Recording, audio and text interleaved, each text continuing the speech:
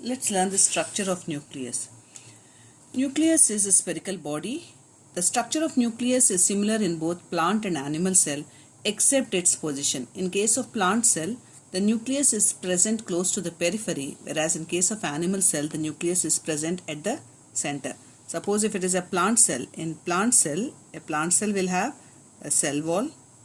Inside the cell wall, there is a cell membrane, and then the nucleus is present towards the periphery because there is a large central vacuole which occupies nearly 50 to 90% of the space. So this is the nucleus. The nucleus is towards the periphery in plant cell. Whereas in an animal cell, if this is an animal cell, the nucleus is present at the center in animal cell. Okay. So except for the difference in position between the two nucleus, there is no difference in the structure of nucleus between plant and animal cell. So the nucleus consists of a double layered membrane. This is the outer membrane, this is the inner membrane. So both the membranes are smooth, and then it is a discontinuous membrane. It is not a continuous membrane. Here this membrane is broken down here. There is an opening here, this pore. This is an opening here. This is an opening here. So there are a number of openings that are present on the nuclear membrane, and these pores are called as nuclear pore. The membrane is called as, since it is a membrane for the nucleus, this is called as a nuclear membrane, and since this is an opening of the nucleus, this is called as a nuclear pore. Okay. The jelly-like substance that is present inside the nucleus, this substance which is present inside the nucleus is called as nucleoplasm. This is called as nucleoplasm. What does this nucleoplasm contain? The nucleoplasm contains a dense body which is called as nucleolus. This is a dense body, that is the nucleolus.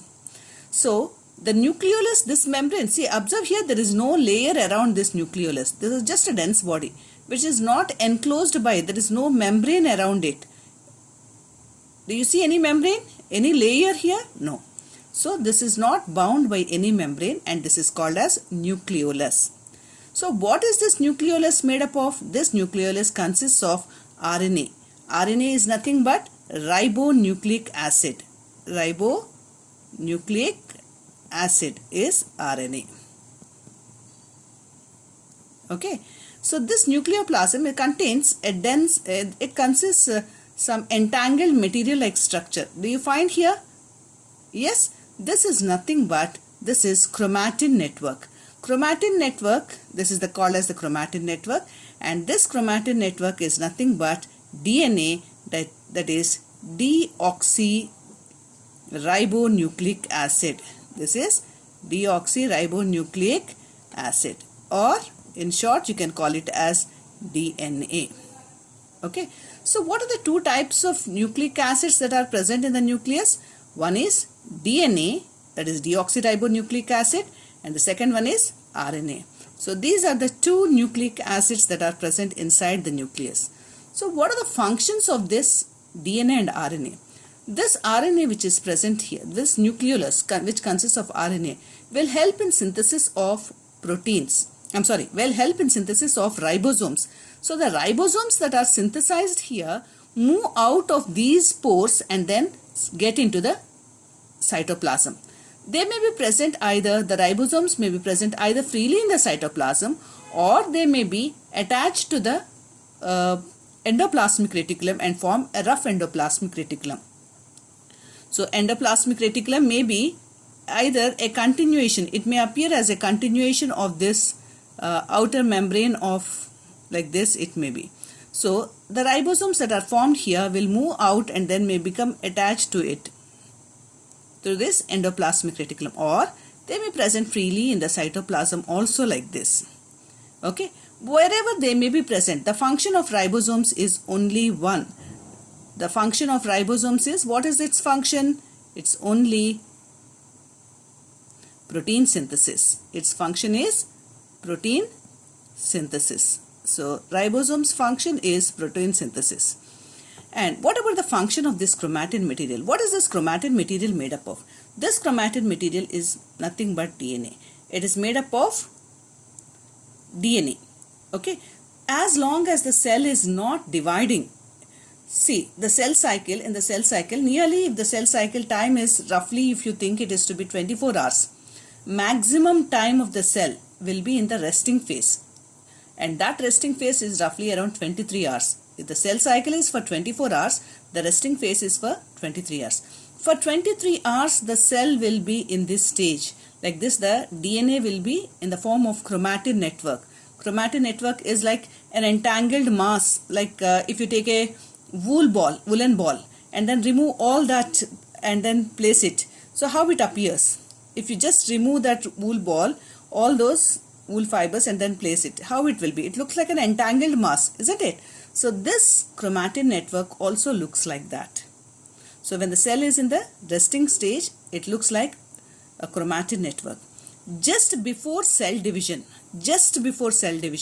when the cell is about to divide, then this chromatin network will condense. That means it winds around each other and then forms rod-like structures with a specific shape called as chromosomes.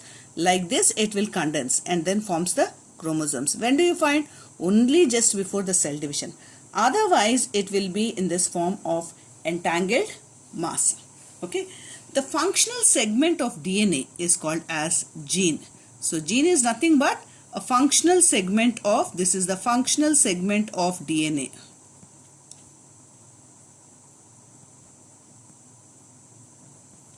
Segment of DNA is a gene. Okay. What is this DNA made up of? Yes, what is this DNA made up of? Chromosomes. They are nothing but what are those chromosomes made up of? Chromosomes are made up of DNA and proteins. Okay.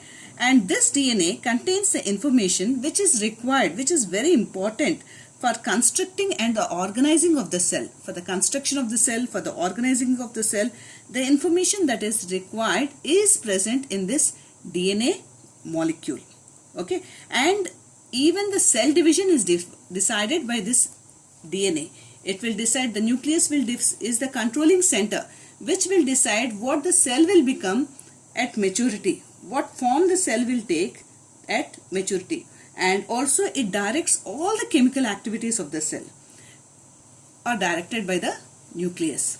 And the chromatin material that is present here, or the DNA, this contains a very, very important information that is required for the genetic information is present, which is inherited from one generation to another generation.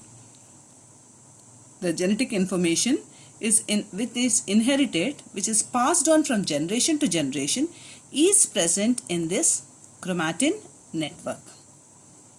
Okay, I suppose you understood this. Let me conclude it once again. It consists of two membranes, the outer membrane and the inner membrane. Both the membranes are not continuous because they have pores, which is called as the nuclear pores. And this consists of the nucleoplasm, is the jelly-like substance which is present inside, which contains two different nucleic acids. One is DNA and the other one is RNA. RNA is present inside the nucleolus and DNA is present in the form of chromatin network. So in this form it is present for most of the cell cycle time, but just before cell division it will condense and then form chromosomes, a definite structure is called as chromosomes. Okay, the functional segment, and this chromosome is made up of DNA and protein. This chromosome is made up of DNA and protein. The functional segment of DNA is called as the gene. Okay, and the information which is required. The nucleus is called as the control center of the cell because it will be controlling all the activities of the cell, and moreover it will control the cell cycle, that is cell division, and what form the cell will take upon maturity. All this is decided by it. And the DNA contains the heredity information which is transferred from passed on from one generation to another generation. That information is also present in the DNA.